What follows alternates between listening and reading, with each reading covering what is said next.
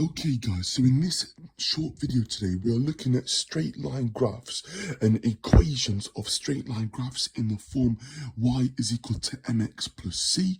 Okay, we are going to look at just some exam style questions that involve, gradients and y-intercepts.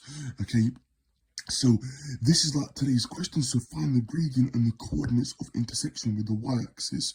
These three equations.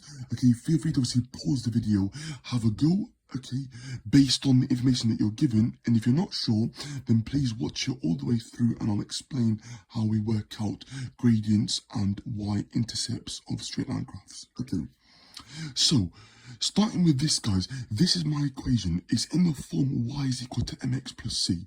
If it's always in this form, guys, this is what I call a straight line. Okay, so it's an equation of a straight line. Okay, so it looks something like this on a graph. Okay, roughly. Okay, or it can look something like this. Okay.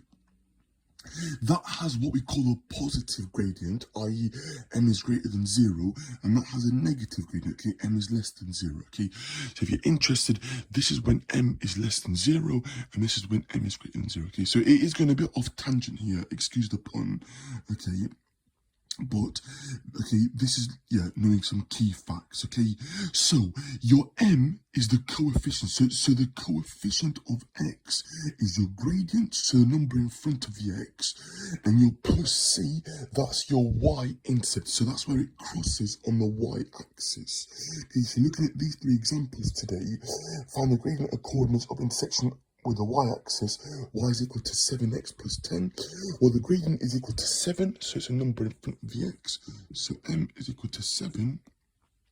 And the coordinates, well, it crosses at plus 10, so it's going to be 0, 10. Okay, for that. This next one, y is equal to minus 3x minus 6. Well, the gradient is equal to minus 3. Okay, the y-intercept is equal to 6, so it's 0 minus 6, guys, okay? And this last one, y is equal to minus a half x plus 4, so it's got a gradient of minus a half, and it's got the coordinates of intersection with the y-axis, 0, 4.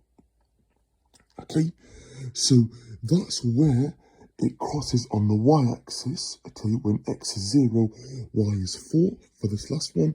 The second one, when x is 0, y is minus 6, so that's where it crosses on the y-axis, okay, and when x is 0, y is equal to 10, okay.